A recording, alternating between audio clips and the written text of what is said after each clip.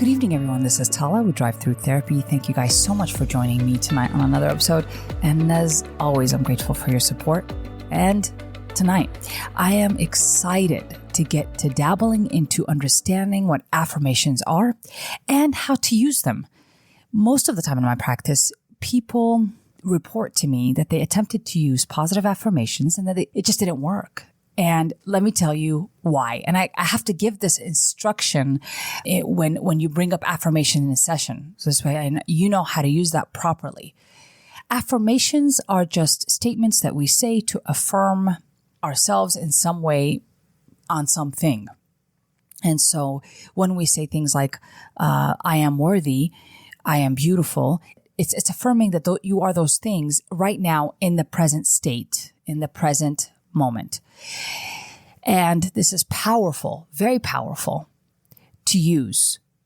But the reason why people do not feel its power is because it's not utilized properly. Affirmations, especially when people say positive affirmations, right? What they're saying is that you got to speak to yourself positively. Now, your brain, let's say it's already in a negative state, right? It just thinks that way habitually. If you're trying to introduce positivity right away, it's a big stretch for your brain to make, for your conscious brain to accept as a message, as an affirmation. So, of course, it discriminates against it. So when you say, I am beautiful, you're not feeling beautiful, right? You don't feel like, what I mean by that is like on the inside, you have contradictory feelings or thoughts that contradict that affirmation. So, of course, it's not going to work well. I mean, this is a big stretch. And what you're going to be doing on the inside while you're saying that affirmation is actually going to work in the opposite sense. It's going to affirm that, hey, this is a lie. I'm not beautiful. I'm not worthy, because you're sitting there discriminating against it. Affirmations are not meant to be good or bad. We use affirmations all day long, right? You just don't know you're using them, but you're affirming kind of things that are not healthy. And you can, because you have free will. You can affirm whatever it is you want in your life. Basically, you're affirming its presence in your life. You're saying, I'm in that state. And most people tell me this. They tell me, oh, I am depressed. I am anxious. I am always anxious. I'm always depressed. Like, look at these affirmations people are using, which is insane to me. It's insane because all it does is keep you there. You contemplate depression. You contemplate anxiety in the moment when you are affirming it. And so your brain is continuing to affirm it, which is basically commanding your brain to stay there, friends. I want you to understand that affirmations are pretty powerful and they do work. They are working in your life. If you are currently in an anxious state, a state of feeling unworthy, a state of feeling depressed, a state of feeling not beautiful, you are affirming these states already, meaning that you are consciously and that you are physically affirming these states. So you're affirming them by mind and by heart. You are feeling those. It's mind and heart connection to the affirmation. So you're saying, I'm not beautiful. I'm gaining weight is another one that people affirm, right? So consistently, we're going to keep seeing that because the affirmation is that powerful. Your mind is focusing on intentionally seeing that. Even though you don't want it, it doesn't matter. You're affirming it. That's how powerful your affirmations are. So you're already affirming. You've just may have been affirming things that are not healthy for you, not good for you. And affirmations may not hold necessarily a truth, right? But they are a truth or a reality that you're creating. This is important, friends, because that's the only freedom we've got. We truly have. Viktor Frankl said in his book, A Man's Search for Meaning, he said that we don't have a lot of control, but the only thing we have power over is our attitude. That's it. That's the only thing we can control is our attitude towards anything. So that's what I want to bring you back to. Those affirmations create this reality that you're living in, create this attitude in which you are looking at your life with, and you are experiencing the sensations along with it. When you're focused on those, by lack of a better way to say it, negative affirmations, you are feeling them as well.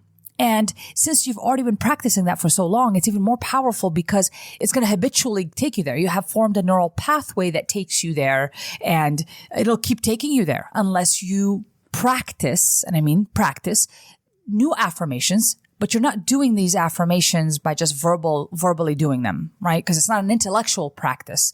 Saying affirmations, it becomes a mind and feeling or emotion or heart interaction. They're both integrated into your affirmations. You're feeling it as well as you are thinking it. So if I am practicing, I am wealthy, right? I am feeling I'm contemplating it, right? I'm contemplating what wealthy feelings feel like. This feeling of security, of safety. Everything is going to be okay. I'm taken care of. That's wealthy, right? And I'm feeling wealthy. And then I'm thinking wealthy, and I'm also feeling those feelings. I'm really contemplating deeply about those messages of feeling abundant. I have plenty of everything I need where I'm standing right now. I feel taken care of. Feel secure, all of this. I'm practicing this, but I'm also feeling it. And I'm also looking in my life to support that. So that means I'm looking at my life with gratitude. I'm doing an inventory in my life of how things are being taken care of, things that we don't usually notice. For example, I have my bills paid. I have my rent paid. If not even all my bills paid, I have some bills paid. I have food in my fridge, or have access to a friend. I have access to a family member. All of those things basically is the inventory that I'm doing to support this affirmation. What you've been doing is supporting a different affirmation, perhaps that I don't have enough money. So all you're doing an inventory in your life of is how much you have in the bank account and what you desire to have. And it's not there yet. And you're continuously saying that. You're continuously saying, I don't have that money yet. I don't have that resource yet. And I don't have it. I don't have it. I don't have it. And you keep doing the inventory. And I see this commonly. Of course, this will result to a depressive state because you're doing the inventory subconsciously. You're doing it without you knowing that you're affirming negative affirmations. So you need to be aware of what you're doing because you're doing it anyways. That's what I want to say. You're doing it anyways. And you're eventually you're going to develop the reality that you are creating on the inside, because that's all we can really control. We can't control the outside world, but we can control how we see it, how we look at it, how we experience it. And this requires practice. So that's why I'm wanting to take you into this world, showing you what the power of affirmations, letting you know that you're already doing them, and how you can continue to practice that, but choose to create a different reality. Most people tell me, well, Tala, these things are reality in front of me. I don't have money. I don't have enough. I have a divorce. These are the realities. True. Those are some of the facts. However, you are creating a perception based on those facts. You could choose to also create a perception on any facts you want to select. So even if I'm divorced, I can also choose the fact that the universe protected me from that person. They took them away from my life for a good reason and for the highest good for all, for them and for myself. Maybe it wasn't a kind relationship. So the divorce had to occur. I accept its presence for the highest good. I could choose to create that reality, or I could choose to say, I have a divorce and now I'm going to be labeled as a divorcee, or whatever the case is, right? I'm not loved. I'm not lovable. Self-esteem will start to be taken down because of this. And I'm going to use it for evidence or support to support an affirmation that I don't want to support consciously, but I'm thinking it's reality. So what I'm trying to say in the gentlest terms is that reality isn't real. Yeah, hear me out. You're the one looking at your world, and you're the one breaking it apart in your head. You're the one using the words that you're using, the emotions that you're engaging. You're the one doing it all. And change, if you're truly wanting to accept this mission of change, requires you to go beyond the thoughts and the feelings. It tells you that you've created them. So you have the power to recreate a different reality, to recreate using a set of other facts that you can engage in and bring forth. The power in doing so is that you'll get more of whatever that reality you've created. So if you're living in a reality full of gratitude, you're going to get more things. They've always been there, but you're going to be able to see them as gifts from the universe. Versus that if you are sitting there consistently affirming that you're depressed, you're not getting what you want, you're comparing yourself to others, all those nasty habits, what you're going to get is more of that. You're going to only see those things because you're focusing on seeing only those things. You're training your brain consistently to see those things and inventory them. So reality is your own creation. Your reality is your own creation. It doesn't necessarily mean that what's in front of you doesn't have certain traits that you're looking at, right? But it just means that when you're looking at it, you could choose to create whatever experience mentally and emotionally that you want to experience as you're looking directly at that thing. This is important. I mean, I can't have talk about change without addressing this. So affirmations are powerful commands. They're powerful when you're doing it consciously and you're integrating the feeling along with the mind, the thinking and contemplating about how I'm worthy and I have enough of everything. I have enough. I have enough of everything. I am taken care of. I'm looking at these affirmations and I'm selecting the things in my life that prove that, right? I'm intentionally doing so. And while I'm doing that, now I'm looking at my life as a gift. I'm getting gifts all day long from the universe. I'm getting a parking space that's closer to Target. I recently got into a car accident. So being grateful that we're alive is just looking at it with gratitude. I could sit there and ponder about how bad it can get and how I've been done wrong and how people that I love have been hurt. But I don't want to reaffirm this. I have the power today to reaffirm other facts that in fact are there in my life and that I can engage gratitude. And when I'm experiencing gratitude, beautiful things happen. I'm changing the energetic frequency that I'm in. The highest one I could think of is gratitude. The quickest one to get to is gratitude. I'm consistently doing an inventory of how things are working out for me. That things, even though they look wild and crazy in front of me, eventually work out for the highest good. I am trusting that it's going to be taken care of. The math will math out. I don't know if that's the best way to say that, but that's what I can think of right now. I would start with not a positive affirmation because like I said earlier, it's a big stretch. If you're a negatively thinking person, you have already established pathways there. For me to have you say affirmations that are so far from where you're standing frequency wise, it's going to seem like a lie to you. So it's actually going to do you more harm than good. So I'm not trying to have you do positive affirmations because there's a delusion in that too. Negative and positive, they're both a delusion. We don't need to engage in both. What I want you to practice is an affirmation that you can believe that's closer to what we call real or accurate in front of you.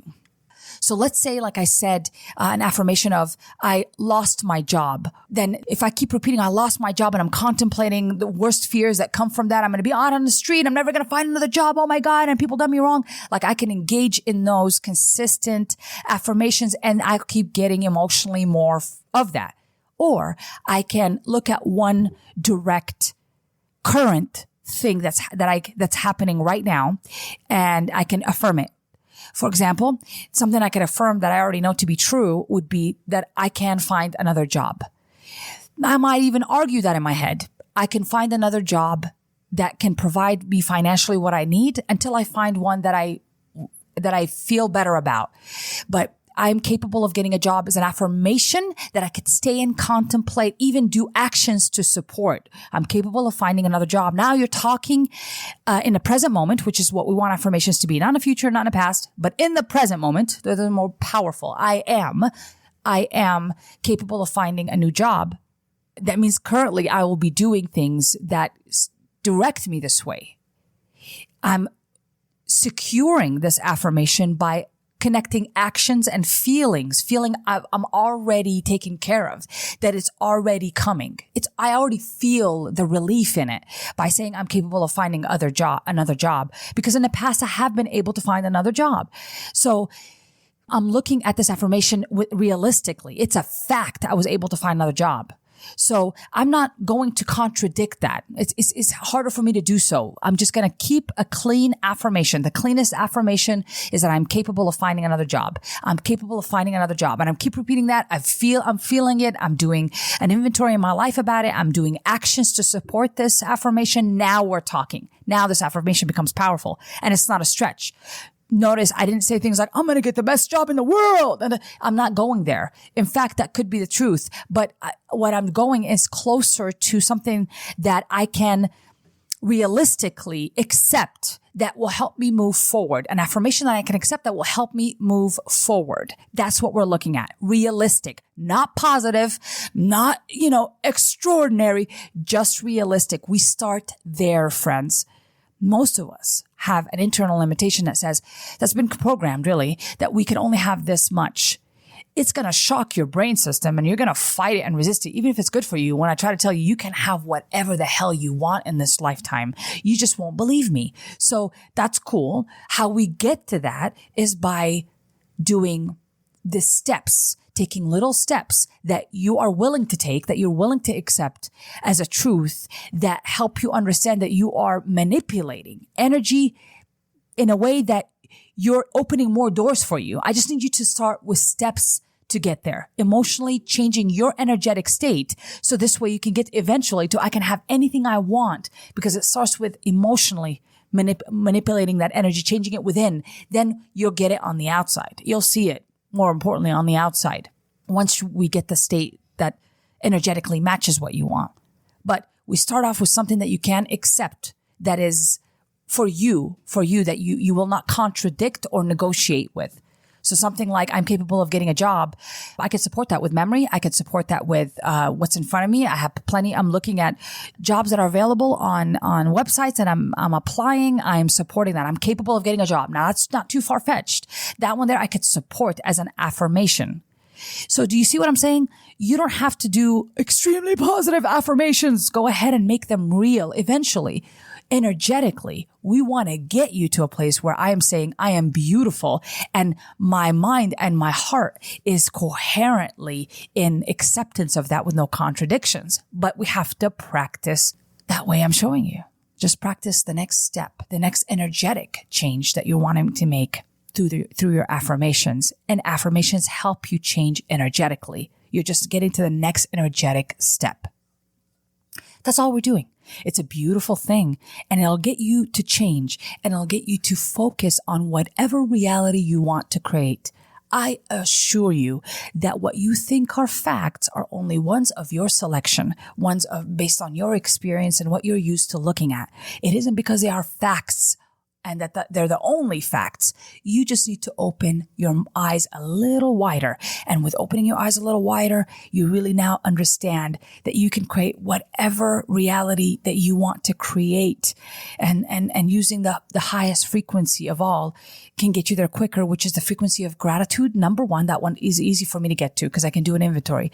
And the frequency of love. So I always say this, but wrapping a thought process or wrapping a negative idea, wrapping it with love, now it transforms it. It changes its definition. So wrapping it with love will also manipulate that energetic frequency for you on the inside as well. Because that's really what we're working on psychologically. You're a conscious being and you produce energy. You're an energetic being. And this energy on the inside, I can't deny it. Okay. As a therapist, I'm not scientifically looking at it. I am a fan of the mind, not just the physical structure that we know as a brain. I am here to help you with the mind and your consciousness. That's the realm I work with. So affirmations are a great thing to use. Just make sure you're using it the way I'm showing you how to use it. And slowly you can integrate even more bold affirmations and getting yourself to mentally and emotionally support them. I'm getting better at contemplating bolder affirmations of I am wealthy from where I'm standing without it seeing what I think needs to be proof in the outside world. I'm emotionally able to get myself there by doing an inventory that's gentle and kind to me, and for me to affirm the correct things in my world. So this way I can affirm the feeling of being wealthy. Because in fact, money, property doesn't physically inject the feeling of wealth in you. You're the one producing the hormones, the thought process that gets you to feeling wealthy. And you could do this, friends, without actual physical proof or criteria that you think is socially acceptable to meet, like money. You don't need to get money to feel wealthy. I promise. But again, far-fetched for a person who does not accept this to be possible. So in order for me to get you there, I just got to get you to a place where you're working with just the next step. What am I capable of accepting? What affirmation am I capable of using and accepting without any contradiction or discrimination against or negotiating with, and just get it to a clean affirmation. So instead of saying, I am wealthy, what I can say is something like that easily acceptable for me, that's realistic, is I have everything I need right now. I have everything I need right now. And now I'm doing the inventory in my life of how I really do have everything I need right now. The safest place that I can be is in the moment right now. I have everything I need. When I go to the fridge and I get the pitcher of iced tea, ooh, I've got everything I need. When I go to shower and I turn on the hot water, ooh, I got everything I need. If I get into my car and I have gas, ooh, you guys, I have a car and I have a car to put gas in. I got everything I need, which is mobility here. That's what I want you to look at. When you're doing this work on the inside, now we're transforming energy.